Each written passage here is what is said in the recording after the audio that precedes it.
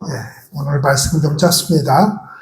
우리가 지금까지 주일날 누가복음의 말씀을 나누어 왔습니다. 오늘 마지막 말씀을 나누고 다음 주일부터는 민수기의 말씀 들어가도록 하겠습니다. 우리가 지금 새벽기도도 그렇고 주일 낮 설교도 그렇습니다. 창세기, 마태복음, 출애굽기, 마가복음 이렇게 구약과 신약을 왔다 갔다 하면서 전체를 다 나누는 것이 아니고 그 가운데서 몇 개를 제가 이렇게 설교로 이렇게 중요한 부분을 말씀을 드리고 있습니다. 그래서 누가복음 마치면 구약성경 민수기로 들어가서 말씀을 나누도록 하겠습니다. 오늘 말씀의 제목이 배반에 대한 예언입니다. 이 배반에 대한 예언은 우리가 너무나 잘 알고 있는 말씀이고, 배반 그러면 당연히 가룟유다가 머리에 딱 떠오르고, 그리고 그런 사람 되지 말자라고 하는 것입니다. 아멘? 그런 사람 되면 안 됩니다. 그런 사람 되면 큰일 납니다. 왜 큰일 나느냐? 이것이 영혼의 문제이기 때문에 그런 겁니다. 우리가 이 세상에서 살아가면서 사람을 배신한 것 가지고 그러는 게 아니고, 우리가 예수님을 배반하면 우리의 영혼을 배반하는 것이기 때문에 그렇습니다. 신앙의 문제이기 때문에 배반하지 말아야 됩니다. 그런데 우리가 지난 주일날 어떤 말씀을 나누었는가 하면은 예수님의 성만찬 제정에 관한 말씀을 나누었습니다. 그리고 약식으로 간단하게 우리가 성찬식을 가졌습니다. 우리가 너무나 잘 아는 말씀이죠. 성만찬을 가지면서 거기에서 있었던 일입니다. 오늘 이 말씀도. 자, 이 거룩한 식탁 위에 지금 어떤 손이 함께 이 식탁 위에 올려져 있는 겁니까?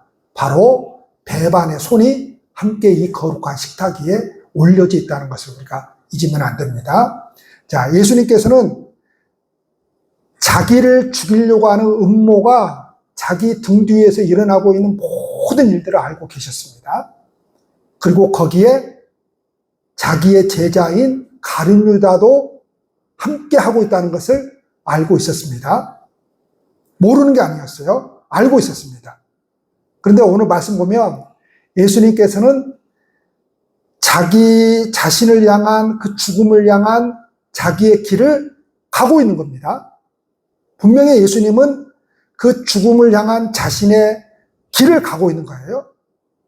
그런데 그 죽음을 향한 자신의 길을 가는 그 예수님을 판 그 가룟유다는 뭐가 있다고 말씀하고 있습니까?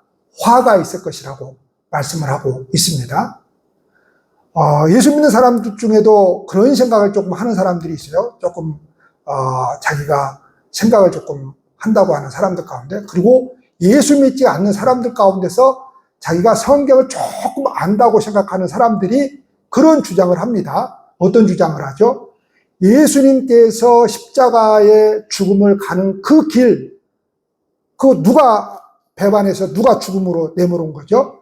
가룟유다거든요. 가룟유다. 그래서 가룟유다가 그 일을 돕지 않았느냐. 그러니까 가룟유다는 죄가 없다고 이렇게 말하는 사람들이 있습니다. 이거는 마치 오늘날 어떤 주장과 같은가 하면은 지금 한간에 지금 그런 주장을 펼치잖아요.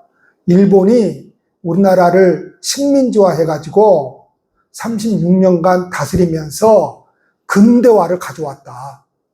근대화를 가져왔다. 그래서 뭐예요? 그 일본의 식민지화를 미화시켜버리고, 뭘 통해서죠? 리박스쿨을 통해서, 그리고 그것이 학교의 돌봄을 통해서 그게 그냥 교육으로 들어오는 겁니다. 그래서 그걸 다 미화시켜버리죠. 그러니까 뭔가 하면은 정당하다 이 말이죠. 정당하다 이 말이죠. 그러면서 그 근대화를 가져왔던 것이 도로를 내고 철길도 내고, 그래서 얼마나 우리나라의 근대화를 가져왔느냐, 이렇게 미화를 시켜버립니다. 근데 여러분, 그들이 정말 우리나라를 위해서 도로를 내고 철길을 낸 겁니까? 그렇지 않죠. 도로를 내고 철길을 낸 것은 다 우리나라에 있는 그런 좋은 것들을 수탈하기 위한, 그래서 도로가 필요했고 철길이 필요했기 때문에 낸 것이지, 그것이 어찌 우리나라를 위해서 내었단 말입니까? 그렇게 미화를 시켜버리면 안 되는 겁니다. 그러면서 뭐예요? 그러면서 계엄도 미화를 시켜버립니다. 미화를 시켜버립니다. 저 어제 유튜브로 아주 무서운 걸 봤어요. 현장 라이브 방송을 봤는데 청년들이 몇 명이서 그리고 막 그렇게 따라다니는 노인들 밤에 서울에서 뭘 하는가 하면 대통령은 윤석열밖에 없다. 그러면서 막 확성기를 가지고 막 외쳐대는데 무서워요. 제가 중학교 3학년 때인가 5.18을 겪었거든요. 광주 5.18을 겪었고 다는 겪지 않았지만 그때 막 우리 선배들이 막 도망 나와서 막 이야기를 해주고 그리고 그 뒤에 막 사진들을 보고 막 그런 것을 봤거든요. 그걸 경험한 사람들은 그리고 그걸 계엄을 경험한 사람들은 계엄이 얼마나 무섭다는 것을 압니다.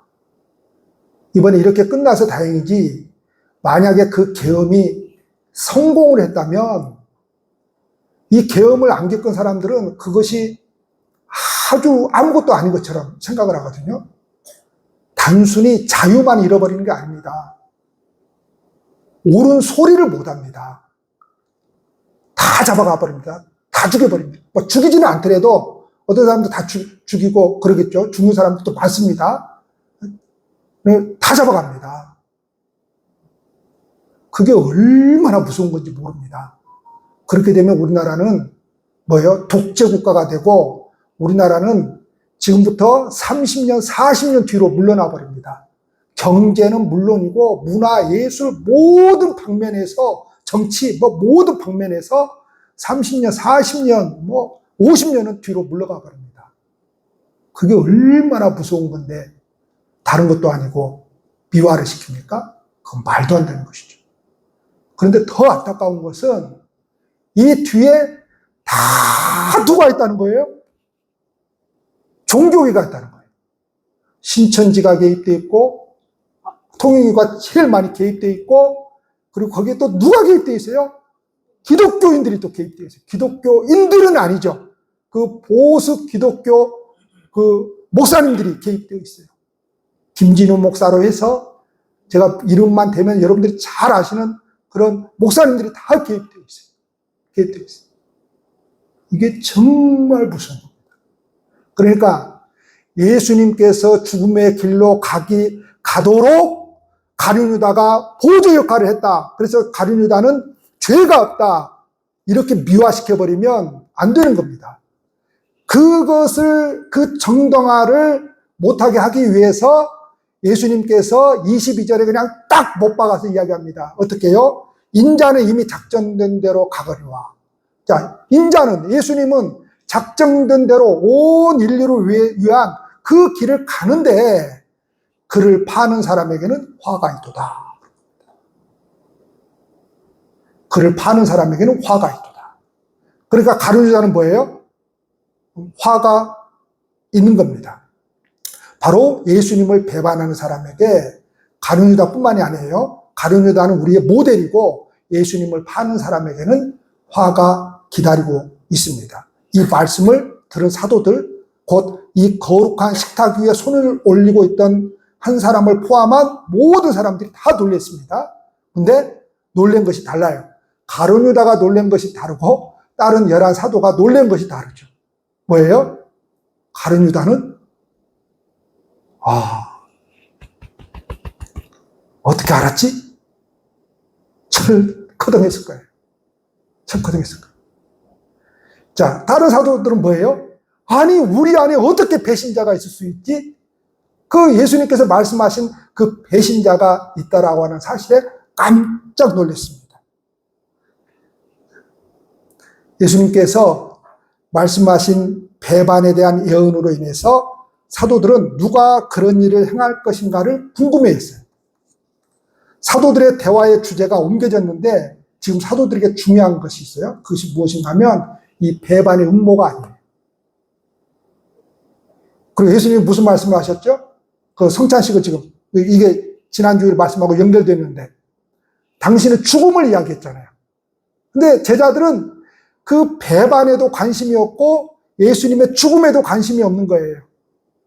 만약 그들에게 그런 관심이 있었다라고 한다면 바로 이야기거리가 뭐가 돼야 됩니까? 계속해서 도대체 우리를 예수님을 배반하는 사람이 누구냐? 막 대화가 이루어졌을 것이고 예수님이 아까 성찬식을 하면서 죽으신다고 하는데 3일 만에 부활하신다고 하는데 도대체 이게 뭔 소리냐? 우리 곧 예수님이 죽는다고 하는데 우리가 이거를 어떻게 막겠느냐? 이런 대화가 오고 가야 되는데 이런 대화는 전혀 없었습니다. 마지막 6월절 식사의 의미와 여우는 잊은 채 뭐에 빠져들어갔습니까? 바로 사람들은 우리가 잘 알고 있다시피 함께 손을 얹은 그 가룟유다. 그 가룟유다는 끝까지 자기를 속이면서 어떻게 지금 표현을 하고 있습니까? 자기가 사도인 것처럼 그 제자들과 섞여서 이 마지막 만찬에 참여를 했습니다. 그러나 그의 마음속에는 뭘 가지고 있었어요? 네, 바로 배반의 음모가 도사리고 있었습니다. 예수님께서 원하시고 원하셨던 이 마지막 6월절의 식탁에는 지금 뭐가 함께 있는가 하면은 새 언약의 은혜와 배반의 음모가 함께 올려져 있는 겁니다. 그걸 지금 잘 보셔야 돼요. 이 거룩한 식탁 위에 이 거룩한 이 마지막 만찬에 뭐가 올려져 있는 거예요? 그 예수님의 새 언약의 은혜와 배반의 음모가 함께 올려져 있는 겁니다. 이 성경이 참 재밌어요. 항상 성경을 어떤 식으로 이야기를 하는가 하면 우리에게 교훈을 삼기 위해서 두 가지를 항상 이야기합니다. 그래서 사람도 뭐예요? 항상 두 사람을 이야기하잖아요. 한 사람, 두 사람. 항상 두 사람을 이렇게 대비를 하면서 이야기를 합니다. 어떤 길을 선택할 거냐 이거죠. 어떤 길을. 그러니까 이 식탁 위에 지금 이 두 가지가 딱 올려져 있는 거예요. 예수님의 은혜 가운데 살 것이냐, 내가 예수님을 배반하면서 살 것이냐, 이 두 개가 올려져 있는 것입니다. 자, 이 식탁에 참여했던 사람들 가운데 어떤 사람들은 하나님의 나라에서 있을 그 어린 양의 혼인잔치에 참여하게 될 사람도 포함되어 있고 그렇지 않는 사람도 있다는 겁니다. 이 말이 얼마나 여러분 무서운 이야기인 줄 아십니까? 오늘날 이 예수님의 만찬에 참여하는 사람들 가운데, 다시 말해서 이 예배 가운데 참여하는 우리들 가운데 새 언약의 은혜를 입고 살아갈 사람이 있는 반면에 또 우리 속에 누가 있다는 거예요. 바로 언젠가는 예수님을 배반할 사람이 함께 섞여져 있다는 거예요.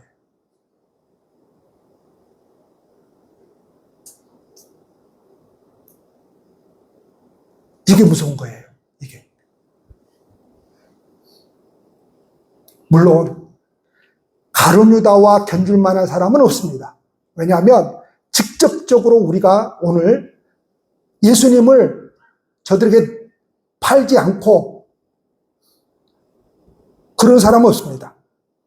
그런데 이거를 그렇게 생각하면 거창하게 보일 수 있는데 이거를 단순화시켜서 오늘 우리에게 적용하면 하나님의 말씀을 농담처럼 여기고 하나님의 말씀을 진지하게 받아들이지 않음으로써 불순종하는 사람들입니다. 즉 우리가 너무나 잘 아는 이야기, 소돔과 고모라의 심판이 임한다고 할 때에 그 말을 농담으로 여겼던 사위.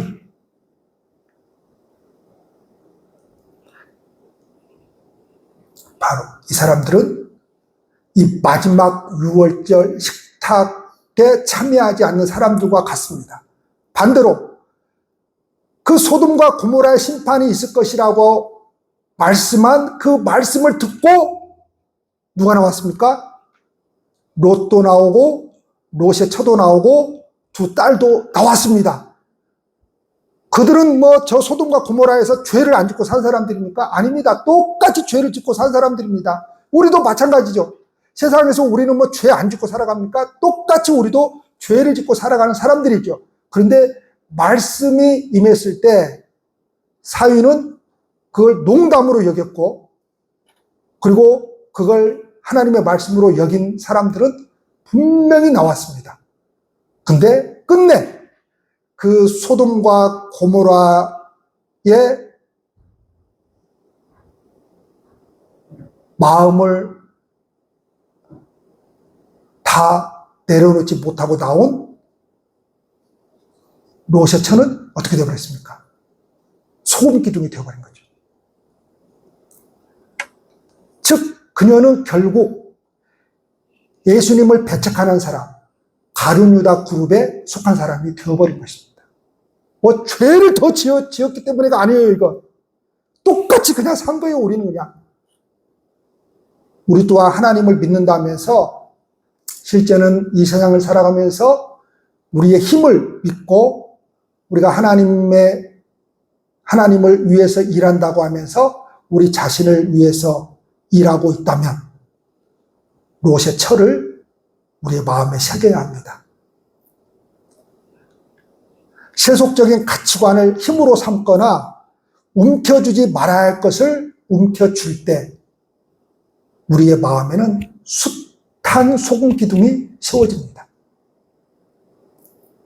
진정 여호와를 우리가 나의 힘으로 삼고 영원한 것들을 꼭 쥐고 살아갈 때, 영원한 것들을 꼭 쥐고 살아갈 때 우리 모두가 새 언약의 은혜로 말미암아 최종적인 어린 양의 혼인 잔치에 참여하는 참된 그리스도인으로 세워져 가게 될 것입니다.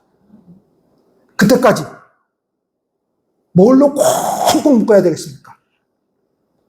밧줄로 콩콩 묶어야 됩니다. 밧줄로. 어떻게 밧줄로 콩콩 묶어야 되겠습니까? 말씀의 밧줄로 하나님 내 마음을 하나님의 말씀에 콩콩 묶어 주십시오. 붙들어 주십시오. 내 말씀을, 내 마음을 세상에 더 빼앗기지 않고 예수 그리스도의 십자가에 마음을 콕콕 붙들어 주십시오. 이렇게 붙들어 매야 됩니다. 그 붙들어 매는 것이 뭐죠? 끊임없이 우리로서는 안 되기 때문에 말씀을 들어야 되는 것이고 찬송해야 되는 것이고 예배드려야 되는 것이고 기도해야 되는 것입니다. 안 되기 때문에. 안 되기 때문에.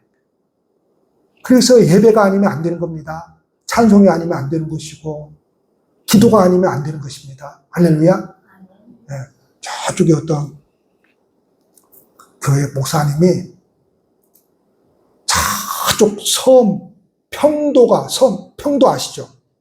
저 검은도 가는 길에 평도라고 하는 섬이 있대요. 굉장히 멀죠. 그러니까 거기에 자기 땅이 6,000평 정도 있답니다. 달라면 준답니다. 평당 550이라 그냥 준답니다. 그런 섬이래요. 그런 섬이래요. 그러니까 아주 그냥 꼴짝꼴짝 그런 섬이래요. 근데 섬에 사신 분들의 소망이 뭡니까? 절대로 내 자식은 섬에 살지 않기를 바라서 열심히 일해서 그 자식을 육지로 내보내는 겁니다. 이게 섬에 사는 모든 부모의 소망입니다. 그래서 이 목사님을 어렸을 때 육지로 보냈어요. 여수로 보냈어요. 그래서 여수에 무슨, 제가 이야기하면 여러분들 다 알아요. 무슨 교회에 출석을 하게 되었어요. 근데 중학교 2학년 때 이제 유학을 온 거예요. 여수로. 중학교 2학년 때 중고등부 예배를 드리잖아요. 옛날에는 저하고 한 5살 정도 차이 나니까, 4살이나 차이 나니까 나이가 꽤 먹었어요. 옛날에는 중고등부, 청년부 얼마나 많았습니까? 그래서 중고등부 예배를 드리는데 갑자기 여기 사회자가 대표기도를 시키더래요. 전혀 이게 말도 없었는데 대표기도를 시키더래요. 그래서 대표기도를 시키니까 또 어떻게 하겠어요? 예배 시간인데 저 못해요. 그럴 수도 없고 어쨌든 일어났답니다. 대표기도 하려고. 옛날에 이제 거기서 일어나서 했잖아요. 대표기도 하려고 일어났답니다. 근데 머리는 하얘지고 아무것도 생각이 안 나고 말이 나오는데 밧줄로 꽂고 밧줄로 꽂고 밧줄로 꽂고 계속해서 밧줄로 꽂고 밧줄로 꽂고 하다가 어떻게 맞췄는지도 모르고 그렇게 맞췄답니다. 그러니까 얼마나 웃었겠습니까? 근데 밧줄로 그분한테 직접 들으면 더 웃겨요. 얼마나 웃긴지 몰라. 얼마나 웃었는지 밧줄로 꽂고 내가 그래서 그걸 얼마나 재밌었는지 내 핸드폰에다가 다 기록을 한다니까요. 내가 한번 써먹으려고 설교 시간에 오늘 써먹어요. 밧줄로 꽂고 밧줄로 꽂고. 그런데 이 목사님이 그때부터 중학교 2학년이죠. 2학년 학시간 그때부터 이 기도가 끝나고 나서 그때부터 뭐가 그렇게 역사를 하는지 막 하나님이 자기를 콕콕 밧줄로 묶어가지고 하나님에게 미쳐버리게 만들어요. 중학교 2학년 때부터. 그래가지고 이분이 중학교 졸업하고 고등학교 졸업하고 대학교 졸업하고 호신 신대원 가가지고 목사가 돼가지고 지금 목회를 잘하고 있어요. 우리 교회보다 커요. 목회를 아주 잘하고 있어요. 네. 그래서 여러분 우리가 기도해야 되는 것은 무엇입니까?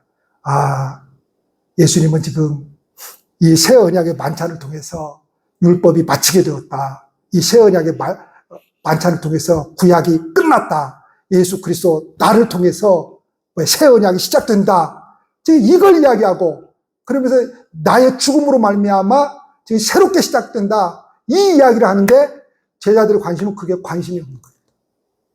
제자들의 관심. 오늘날 우리가 자칫 잘못하면 그렇게 됩니다. 그저 내 문제에만 휩싸여가지고 예수님의 십자가를 바라보지 못하는, 그래서 그 문제만 바라보게 되는, 그래서 해결할 길이 예수님의 그 십자가에 있는데 하늘이 쨍 하고 열리는 그곳이 예수님의 십자가에 있는데 그냥 문제만 바라보고 기도하는 우리의 모습이 되지 않기를 바랍니다.